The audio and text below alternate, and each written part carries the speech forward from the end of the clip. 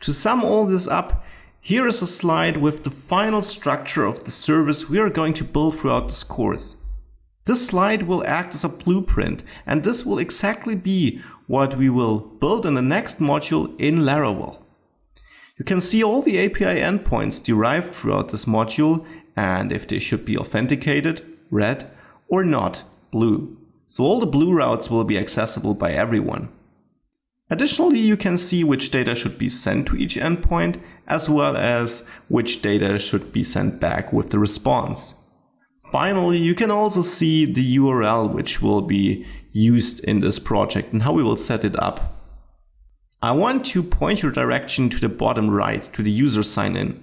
There you can see that the response data is 3 question marks. Of course, we will send something back here, but that is strongly related to, well, how we authenticate users. And I don't want to spoil the fun here, therefore this will be shown in the very last module of this course. To sum this module up, you learned that decomposing your service is a great way to identify the API endpoints you need and to structure your service.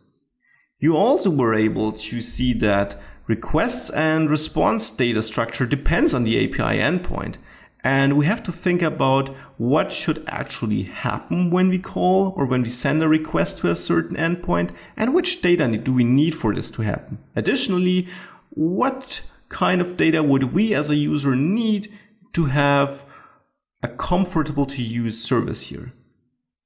You also learned that the data is best transmitted as JSON due to its small file size and the ability to depict complex structures.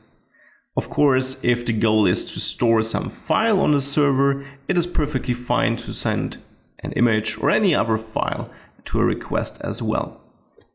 Route protection allows us to implement user-dependent features because we can actually create services holding sensible information or doing all kinds of things which could be messed up by trolls or just users who want to annoy users of our service. It allows us to, well, create a service which actually depends on users creating content like meetings and signing up for these meetings. Finally, URL styling is very important. Not only for maintenance of the service, though this is a very important part, especially when it comes to upgrading or updating, but also for your user, which really has a greater experience if it's clear what your routes do or your API endpoints do and how your general structure looks like.